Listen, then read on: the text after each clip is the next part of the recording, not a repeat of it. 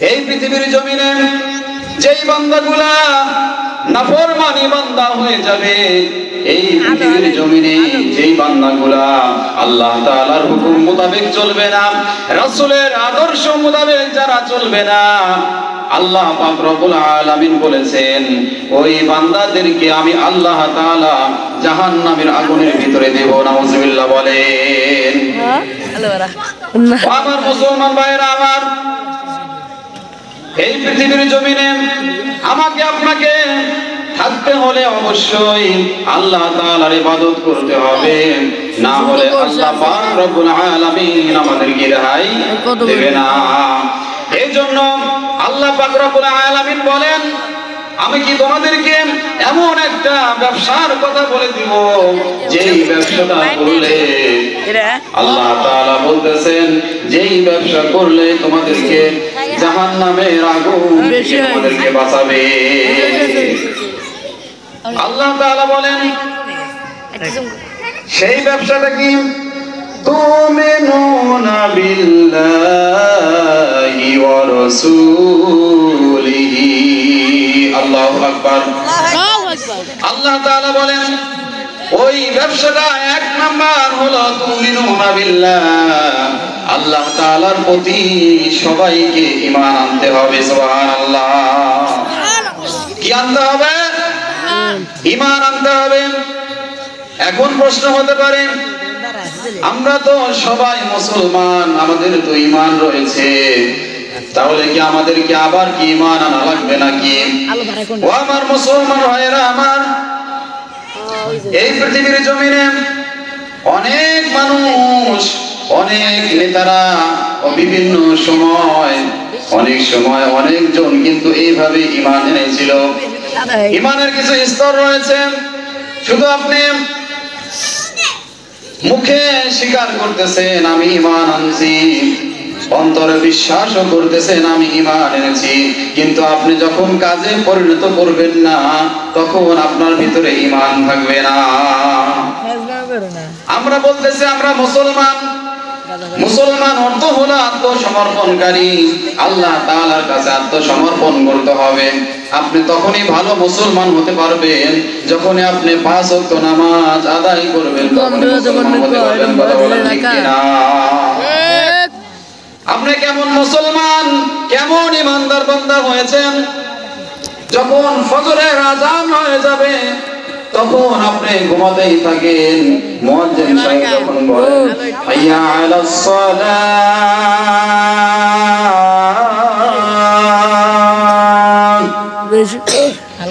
মুয়াজ্জিন সাহেব যখন বলেন নামাজের জন্য তোমরা এসো, হাইয়া আলাল ফালাহ, কল্যাণের জন্য তোমরা এসো, তখন আপনারা ঘুমাইতেই থাকেন।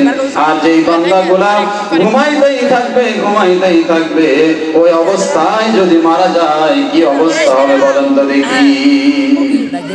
ও আমার মুসলমান ভাইরা আমার, সম্মানিত হাজিরিন, আমি যেটা বলতে চাচ্ছি, আপনার ভিতরে যদি ঈমান থেকে থাকে অবশ্যই আমলে বিল আরকান, এই ঈমান আমাদেরকে থাকা দরকার আছে না নাই? ঈমান থাকতে হবে। যে ঈমান থাকলে আমল করা যায়, যে ঈমান আমল করতে হবে, আমলের দিকে আমাদেরকে ধাবিত হইতে হবে, ওইটা হলো প্রকৃত ঈমান। সুবহানাল্লাহ। আমরা যে মুসলমান, আমরা যে ঈমানদার হয়েছি অথচ আমরা নামাজ পড়ি না, তাহলে আপনি কেমন ঈমানদার বলেন? কেমন ঈমানদার আমরা হয়েছি যে 5 ওয়াক্ত নামাজ জামাতের সাথে এমনকি বাড়িতেও আদায় করতে পারি না, অথচ আমরা বিভিন্ন কাজে বিভিন্ন জায়গায় আমরা যাইতে চাই, বিভিন্ন জায়গায় আমরা যখন যাই তখন অনেক সময় থাকে, বিভিন্ন কাজে আমরা ব্যস্ত থাকি, কোনো সমস্যা হয় না। কিন্তু যখনই নামাজের কথা বলা হয় তখনই আমার আপনার এমন একটা অবস্থা হয়ে যায়, বলে যে হুজুর সময় নাই, এখন সময় নাই, অন্য সময় পরে নিব। কিন্তু একবার যখন আমাদের চোখ বুঝে যাবে, মৃত্যু যখন চলে আসবে, ওই যে দুনিয়ায় যে কাজকর্ম করেছেন ওইগুলো কাজে আসবে কিনা? কোন কাজে আসবে না। কাজে আসবে কোনগুলো? যেগুলো আল্লাহ পাকের হুকুম অনুযায়ী আমি আপনি চলেছি, রাসূলের আদর্শ মোতাবেক চলেছি, এইরকম ভাবে আল্লাহ পাক রব্বুল আলামিন ওইগুলো ব্যতীত অন্যগুলো কবুল করবেন না। সম্মানিত হাজিরিন, এক নাম্বার হলো তুমিনুনা বিল্লাহ, আল্লাহ তাআলার প্রতি আমাকে আপনাকে ঈমান আনতে হবে, ওয়া রাসূলিহি এবং রাসূলের প্রতি ঈমান আনতে হবে। আমরা তো সবাই এখন ঈমানদার মুসলমান, তারপরেও আল্লাহ পাক রব্বুল আলামিন ঈমান আনতে বলতেছেন, তার মানে হলো ঈমান আনতে হবে, মুখে স্বীকার করতে হবে, মনে প্রাণে বিশ্বাস করতে হবে, তদানুযায়ী আমল করতে হবে, ওইটার নাম হলো ঈমান। সুবহানাল্লাহ। আল্লাহ পাক রব্বুল আলামিন বলেন ওয়াতুজাহিদুনা ফি সাবিলিল্লাহ। আল্লাহু আকবার। আল্লাহ পাক রব্বুল আলামিন বলেছেন ঈমান এনেছো, ঈমান আনার পরে তোমাদেরকে আল্লাহ তাআলার রাস্তায় প্রচেষ্টা করতে হবে, জিহাদ করতে হবে। সুবহানাল্লাহ। সম্মানিত হাজিরিন, আমাকে আপনাকে আল্লাহর রাস্তায় চলতে হবে। আল্লাহর রাস্তায় যখন আমরা চলবো, বিভিন্ন ভাবে বিভিন্ন কারণে আমার আপনার বিভিন্ন সময় নির্যাতন নিপীড়ন চলে আসতে পারে। যেমন সাহাবীদের জামানায়, রাসূলের জামানায় যেমন হয়েছিল, বিভিন্ন ভাবে নির্যাতন নিপীড়ন সহ্য করতে হয়েছিল। সেই সময় কোন সাহাবী যখন প্রকৃত ঈমানদার ছিলেন, দৃঢ় ঈমান যখন এনেছিলেন, সাথে সাথে তারপরে এমন ভাবে নির্যাতন চালিয়েছে, কাফের বেঈমান মুশরিকরা এমন ভাবে নির্যাতন চালিয়েছেন, তাদেরকে অনেক কষ্ট নিপীড়ন করে অনেক নির্যাতন করেছে। আমার মুসলমান ভাইরা, আমার এই পৃথিবীর জমিনে আমার আপনার যখন ঈমান দৃঢ় হবে, ঈমান যেমন দৃঢ় হবে, তেমনি আল্লাহ পাক রব্বুল আলামিন যেমন ঈমান হবে তেমনি পরীক্ষা আল্লাহ পাক রব্বুল আলামিন করবে। এটা সূরা হুজরাতের তাফসীরের ভিতরে আছে। সম্মানিত হাজিরিন, আমাকে আপনাকে আল্লাহর রাস্তায় থাকতে হবে। আল্লাহ পাকের হাবিব সাল্লাল্লাহু আলাইহি ওয়াসাল্লাম যেই পথে চলতে বলেছেন, যেই মতে চলতে বলেছেন, আমাকে আপনাকে ওই মতে চলা দরকার আছে না নাই? রাসূল আরবী সাল্লাল্লাহু আলাইহি ওয়াসাল্লাম হাদিস শরীফে বর্ণিত করেছেন, যেই ব্যক্তি 5 ওয়াক্ত নামাজ জামাতে আদায় করবে, আল্লাহ পাক রব্বুল আলামিন তার সমস্ত গুনাহ খাতা আল্লাহ তাআলা maaf করে দেয়। সুবহানাল্লাহ। বলা হয়েছে না as-salatu al-khamsu wal jumu'atu ila al-jumu'ah wa ramadanu ila ramadan mukaffiratun anhu মুত্তাফাকুন আলাইহি রাওয়াহুল মুসলিম। আল্লাহর হাবিব সাল্লাল্লাহু আলাইহি সাল্লাম বলেছেন, আবু হুরায়রা থেকে বর্ণিত, রাসূল আরবী সাল্লাল্লাহু আলাইহি সাল্লাম বললেন, যে ব্যক্তি 5 ওয়াক্ত নামাজ আদায় করবে জামাতের সাথে, যে ব্যক্তি 5 ওয়াক্ত নামাজ আদায় করবে, এক জুমা থেকে আরেক জুমা পর্যন্ত ছোট ছোট যে গুনাহগুলো হয়ে থাকে, সগীরা গুনাহগুলো হয়ে থাকে, আল্লাহ পাক রব্বুল আলামিন ওই বান্দার গুনাহগুলো maaf করে দেবেন। সুবহানাল্লাহ। সুবহানাল্লাহ। কি করলে? 5 ওয়াক্ত নামাজ জামাতে আদায় করলে। সুবহানাল্লাহ। তাহলে আজকে থেকে আমরা নামাজ পড়ব তো ইনশাআল্লাহ? নামাজ পড়ব ইনশাআল্লাহ। আমরা মুসলমান ঈমানদার দাবি করি, অথচ আমরা অনেকে আছি নামাজ পড়ি না। কেন ভাই? আপনি ঈমানদার দাবি করেন, আপনি মুসলমান দাবি করেন, নামাজ কেন পড়বেন না? নামাজ আপনাকে পড়তেই হবে। সম্মানিত হাজিরিন, রাসূল সাল্লাল্লাহু আলাইহি সাল্লাম বললেন, তোমরা যখন 5 ওয়াক্ত নামাজ পড়বা, এক জুমা থেকে আরেক জুমা পর্যন্ত যে সগীরা গুনাহগুলো হয়ে থাকে, আল্লাহ তাআলা তোমাদেরকে ওই সগীরা গুনাহ maaf করে দেয়। সুবহানাল্লাহ। এরপর বললেন, রমাদানু ইলা রমাদান, এক রমজান থেকে আরেক রমজান পর্যন্ত যে সগীরা গুনাহগুলো হয়ে থাকে, আল্লাহ পাক রব্বুল আলামিন ওই সগীরা গুনাহগুলো মাফ করে দেয়। সুবহানাল্লাহ। তার মানে এক রমজান থেকে আরেক রমজান, তার মানে একটা বছর ঘুরে ফিরে আসলো, এক বছরের যে সগীরা গুনাহগুলো হয়ে থাকে আল্লাহ পাক রব্বুল আলামিন সমস্ত গুনাহ খাতা আল্লাহ মাফ করে দেন। সুবহানাল্লাহ। আর যেগুলো বড় গুনাহ, যেগুলো কবিরা গুনাহ, সেইগুলা তওবা করতে হবে। তওবা করে আল্লাহ তাআলার রাস্তায় আমাদেরকে ফিরে আসতে হবে। সম্মানিত হাজিরিন, আমরা যখন 5 ওয়াক্ত নামাজ পড়ব তখন আল্লাহ পাক রব্বুল আলামিন তার যে সগীরা গুনাহ রয়েছে আমাদের সবার এই সগীরা গুনাহ আল্লাহ তাআলা মাফ করে দেবেন। সুবহানাল্লাহ। অতএব আমাকে আপনাকে 5 ওয়াক্ত নামাজ পড়া দরকার আছে না? নামাজ আমাদেরকে পড়তে হবে। নামাজ যদি আমরা না পড়ি তাহলে কি হবে নাকি? নামাজ কে বলো না কাজ আছে, কাজ কে বলো আমার নামাজ আছে। নামাজ বিহীন পরপারে কি জবাব দিবে তুমি প্রভুর কাছে? আমরা যারা নামাজ পড়ব না, যদি আমরা নামাজ না পড়ি তাহলে আল্লাহ তাআলার কাছে কি জবাব দেব? এটাই বলা হচ্ছে। নামাজ বিহীন পরপারে কি জবাব দিবে তোমরা আল্লাহর কাছে? নামাজকে বলো না কাজ আছে, কাজকে বলো আমার নামাজ আছে। নামাজ বিহীন পরপারে কি জবাব দিবে তুমি প্রভুর কাছে? নামাজ বিহীন প্রভুর কাছে,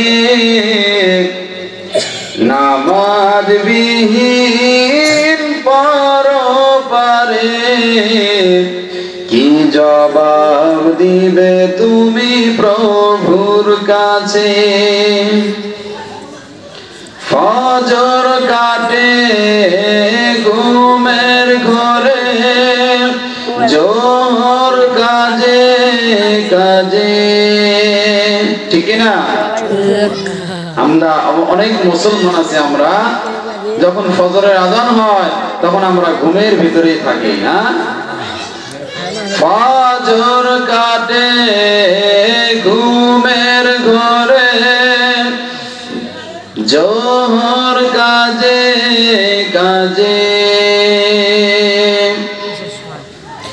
আসর কাটে খেলাই দুলায়, মাগরিব মাঝে মাঝে, ফজর কাটে খেলাই দুলায়, জোহর কাজে কাজে, আসর কাটে খেলাই দুলায়, মাগরিব মাঝে মাঝে, এশার সময় হয়ে এলে থাকো মিছে দুনিয়ার পিছে। এজন্য আমাকে আপনাকে নামাজ পড়তে হবে। ফজরের যখন আযান হবে তখন আর ঘুমানো যাবে না। জোহরের সময় যখন আমরা কাজ করব, কাজের ফাঁকে আমরা নামাজ পড়ব ইনশাআল্লাহ, ঠিক কি না?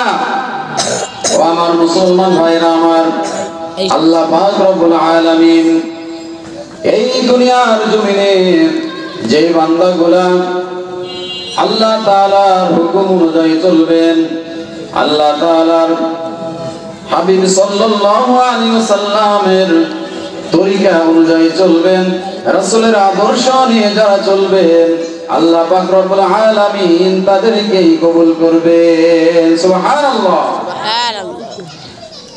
আল্লাহ পাক রব্বুল আলামিনের জন্য বললেন, ওহে তোমরা যারা ঈমান এনেছো, আমি আল্লাহ তাআলা তোমাদেরকে এমন একটা ব্যবসার কথা বলে দেব, যে ব্যবসাটা করলে তোমাদেরকে আমি আল্লাহ তাআলা জাহান্নামের আগুন থেকে রক্ষা করব। এক নাম্বার হলো তোমাদেরকে ঈমান আনতে হবে, দুই নাম্বার হলো তোমাদেরকে জিহাদ ফি সাবিলিল্লাহ, আল্লাহ তাআলার রাস্তায় তোমাদেরকে থাকতে হবে। তোমরা যদি এইগুলা করতে পারো, আমি আল্লাহ পাক রব্বুল আলামিন বলে দিলাম, তোমাকে আল্লাহ তাআলা এই পৃথিবীর জমিন থেকে যখন নিয়ে যাবেন, আল্লাহ পাক রব্বুল আলামিন জাহান্নামের আগুন থেকে রক্ষা করবেন। সুবহানাল্লাহ। সম্মানিত হাজিরিন, আমাকে আপনাকে আল্লাহর হুকুম অনুযায়ী চলতে হবে। এই পৃথিবীতে আমরা অনেক সময় চলি, বিভিন্ন ভাবে বিভিন্ন খারাপ কাজ করে বেড়াই।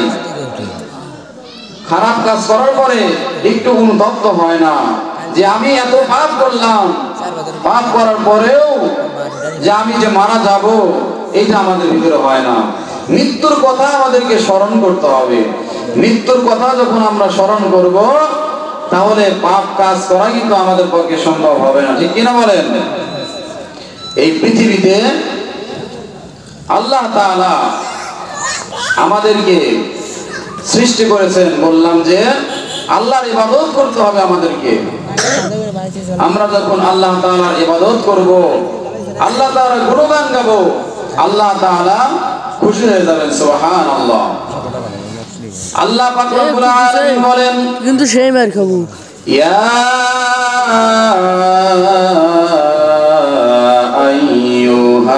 আইয়ুহাল্লাযীনা আমানু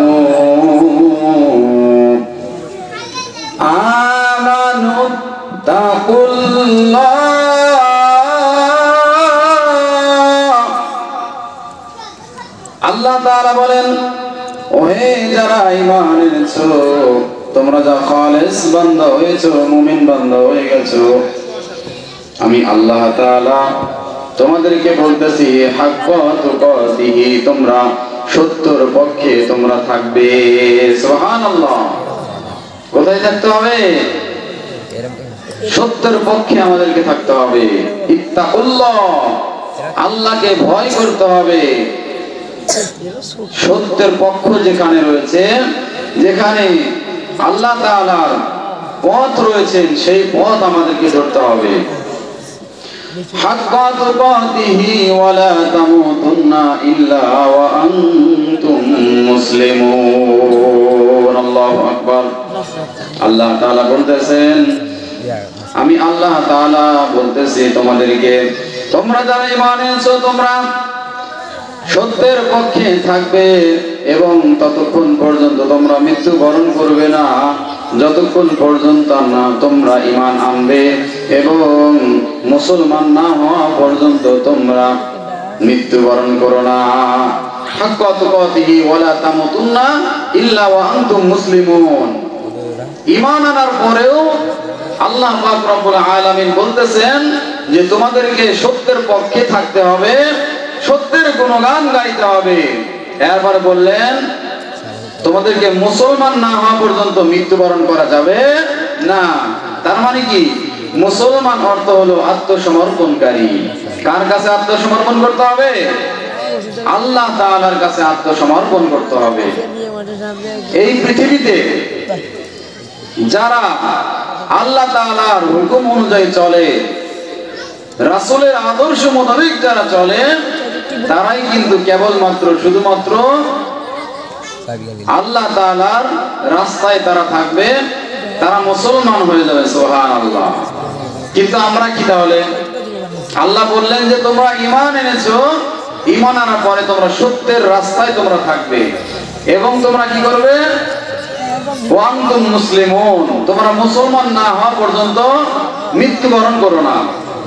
এখানে তো কথা আছে অবশ্যই, তাই না? মুসলমান হলো আত্মসমর্পণকারী। আল্লাহ তাআলার কাছে আপনার কাজ, আপনার সবকিছু আল্লাহর জন্য করতে হবে, ঠিক কিনা বলেন? সবকিছু আল্লাহর জন্য করতে হবে। সম্মানিত হাজিরিন, আমরা অনেক সময় আমাদের সন্তানদেরকে আমরা বিভিন্ন শিক্ষা শিক্ষিত করি, কিন্তু কোরআনুল কারীম সহিষ্ণুভাবে শিক্ষার জন্য মাদ্রাসা হোক যেখানেই হোক আপনারা পাঠাবেন, কিন্তু আমরা পাঠাতে চাই না। আর বিশেষ করে মাদ্রাসাতেই কোরআনের শিক্ষা বেশি হয়, এজন্য আমাদের ছেলে হোক মেয়ে হোক সবাইকে কোরআনের শিক্ষা দিতে হবে, ঠিক না বলো? কোরআনের শিক্ষা আমাদেরকে দিতে হবে, নিজে না পারলে নিজে শিক্ষা অর্জন করতে হবে। কোরআন যদি আমরা শিখতে পারি ওই অনুযায়ী আমাদেরকে জীবন গড়তে হবে। জীবন যদি আমরা গড়তে পারি আল্লাহ পাক রব্বুল আলামিন আমাদের হায়াত আমাদের মৌত সব কবুল করে নেবেন, সুবহানাল্লাহ সুবহানাল্লাহ। কিন্তু ওই অনুযায়ী যদি আমরা না চলি, না করি, রাসূলের আদর্শ মোতাবেক, রাসূলের পন্থা অনুযায়ী, রাসূলের পথ অনুযায়ী যদি আমরা না চলি, তাহলে এই পৃথিবীর জমিনে এসে আমাদের কি হবে বলেন? আমরা যে এসেছি, আসার পরেও আমরা আল্লাহর রাস্তায়, আল্লাহর পন্থায়, আল্লাহ তাআলার হুকুম অনুযায়ী যদি আমরা চলতে না পারি, তাহলে কোনো কামিয়াবি হবে নাকি? কোনো কামিয়াবি হবে না। এজন্য আমাদের ছেলে মেয়েকে বেশি বেশি মাদ্রাসায় ভর্তি করবেন। পাশেই কিন্তু মাদ্রাসা রয়েছে, এই মাদ্রাসায় আপনারা বেশি ছেলে মেয়েদেরকে পড়াবেন, তাহলে কোরআন শিখবে। যখন কোরআনুল কারীম পড়বে, সাথে সাথে আপনার আমল নামায় সওয়াব লেখা হবে, সুবহানাল্লাহ সুবহানাল্লাহ। সম্মানিত হাজিরিন, এই পৃথিবীতে যখন কোন বান্দা এই পৃথিবীর জমিন থেকে চলে যাবে, সব আমল বন্ধ হয়ে যাবে, শুধু তিনটা আমল খোলা থাকবে, সুবহানাল্লাহ। ও আমার মুসলমান ভাইরা আমার, সম্মানিত হাজিরিন, পৃথিবীর জমিন থেকে আমরা যখন বিদায় নিব, রাসূল আরবী সাল্লাল্লাহু আলাইহি ওয়াসাল্লাম বলেছেন তিনটা আমল জারি থাকবে। তিনটা আমলের ভিতরে এক নাম্বার আমল হলো সদকাতুল জারিয়া। এই সদকায়ে জারিয়া আমার আপনার যখন এই পৃথিবীর জমিন থেকে কেউ চলে যাবে, এই সদকায়ে জারিয়া ওই ব্যক্তির আমল নামায় চলে যাবে, সুবহানাল্লাহ। সে মৃত্যুবরণ করেছে, তারপরেও তার আমল নামায় সওয়াব লেখা হবে, সুবহানাল্লাহ। সদকায়ে জারিয়া, একটা গাছ লাগিয়েছেন, একটা টিউবওয়েল কেটে দিয়েছেন আপনার টাকা দিয়ে, বিভিন্ন ভাবে সেবামূলক কাজ করেছেন। এই কাজগুলো ওই যে গাছ লাগাইছেন, মানুষ খেয়েছে, তারপরে আপনার পাখি খেয়েছে, বিভিন্ন ভাবে এরকম সদকায়ে জারিয়া হয়ে থাকবে, সুবহানাল্লাহ। এরপরে ইলম, আপনি এমন একটা ইলম অর্জন করেছেন, ওই ইলম থেকে আপনি আরেকজনকে শিক্ষা দিয়েছেন, ওই শিক্ষা থেকে আরেকজন শিক্ষা অর্জন করেছেন, এরকম ভাবে কিন্তু ক্রমান্বয়ে বাড়তেই থাকবে, সুবহানাল্লাহ। ওই ইলম আপনার কাজে লাগবে সেই সময়। কোন বান্দা যখন মৃত্যুবরণ করবেন, তারপরেও তার আমল নামায় সওয়াব পেতেই থাকবেন। আরেকটা হলো ওয়ালাদুন সালিহুন, নেক সন্তান। নেক সন্তান যখন আপনি রেখে যাবেন, রেখে যাওয়ার পর আল্লাহ পাক রব্বুল আলামিন নেক সন্তান রেখে যাওয়ার কারণে দুয়ার বদলতে আল্লাহ পাক রব্বুল আলামিন আপনার জিন্দেগীর যত পাপ রয়েছে সব গুনাহ মাফ করে দেবেন, সুবহানাল্লাহ। আজকে আমরা বিভিন্ন ভাবে আমরা কি করতেছি? হালাল পন্থায় ইনকাম করতেছি। এরপরে আমরা যখন মারা যাব, সন্তান যদি ভালো না হয়, সন্তান যদি খারাপ পথে ব্যয় করে, ইনকাম করেছেন হালাল পথে কিন্তু ব্যয় যদি করে হারাম পথে, তাহলে কিন্তু আমাদের কোনো কাজে আসবে না। এজন্য সম্মানিত হাজিরিন, আমাকে আপনাকে এমন সন্তান আমাদেরকে গড়তে হবে, এমন সন্তান আমাদেরকে গড়তে হবে, যেই সন্তানটা আমি আপনি যখন মারা যাব, সেই সন্তানটা কবরের পাশে গিয়ে আমাদের জন্য আল্লাহ তাআলার কাছে দোয়া করতে থাকবে। সুবহানাল্লাহ, দোয়া করতে থাকবে। পৃথিবীর জমিন থেকে আপনি যখন চলে যাবেন, কিন্তু অনেক সন্তান আপনি রেখে গিয়েছেন। আপনার সন্তান যখন কবরের পাশে গিয়ে সূরাতুল ইয়াসিন যখন পড়তে থাকবেন, আল্লাহ পাক রব্বুল আলামিন আপনার কবরের আযাবগুলো মাফ করে দিবেন। সুবহানাল্লাহ। এজন্য আমাকে আপনার কি করতে হবে? ওয়ালাদুন সালিহুন, নেক সন্তান আমাদেরকে গড়ে তুলতে হবে। আল্লাহ পাক রব্বুল আলামিন এই পৃথিবীতে কুরআনুল কারীম রাসূল আরবি সাল্লাল্লাহু আলাইহি ওয়াসাল্লামের মাধ্যমে প্রেরণ করেছেন। রাসূলের কাছে আল্লাহ পাক রব্বুল আলামিন কুরআনুল কারীম দিয়েছেন। হুদাল লিন-নাস, মানুষকে হিদায়াত দেওয়ার জন্য এই পৃথিবীতে কুরআনুল কারীম আল্লাহ তাআলা দিয়েছেন। এই পৃথিবীর জমিনে আল্লাহ পাক রব্বুল আলামিন যে কুরআনুল কারীমটা দিয়েছেন, এই কোরআনটা আমাদের মানা দরকার আছে না নাই? এই কোরআন কিন্তু আমাদেরকে মানতে হবে। আল্লাহ তাআলা এই দুনিয়াতে যে কুরআনুল কারীম পাঠিয়েছেন, এই কোরআন অনুযায়ী যেই ব্যক্তি জীবন চালাবে, আল্লাহ তাআলা ওই ব্যক্তিকে মাফ করে দেবে। সুবহানাল্লাহ, সুবহানাল্লাহ বলেন। নিজের ফোনে ফেলা দিবা। এই যে আমরা এখানে বসে আছি, এই জায়গাটা কিন্তু সামান্য জায়গা নয়। বলা হয়েছে যে রাত্রি বেলায় কোন বান্দা যখন সত্যি কুরআনুল কারীম শোনার জন্য রাতের বেলা যখন আসবে, কোন বান্দা অথবা বান্দি কুরআনুল কারীমের আলোচনা শুনবে, দিনের বেলা যে সওয়াব হতেই থাকবে। সুবহানাল্লাহ। এবং রাতের বেলা যখন এরকম ভাবে আলোচনা শুনবে, আল্লাহ পাক রব্বুল আলামিন তাদের আমলনামায় নফল নামাজ পড়লে যে সওয়াব হয়, 60 বছরের সওয়াব আল্লাহ পাক রব্বুল আলামিন দিবেন। সুবহানাল্লাহ। আমরা বিভিন্ন জায়গায় আমরা ঘোরাফেরা করতেছি, কিন্তু ঘোরাফেরা না করে আমরা যখন এখানে বসে যাব, কোরআনের আলোচনা হচ্ছে, হাদিসের আলোচনা হচ্ছে, রাসূলের কথা হচ্ছে, আল্লাহ পাকের বাণী নিয়ে কথা হচ্ছে, এখানে আমরা বসে থাকলে আল্লাহ পাক রব্বুল আলামিন আমলনামায় বেশি বেশি সওয়াব লিখবেন। সুবহানাল্লাহ।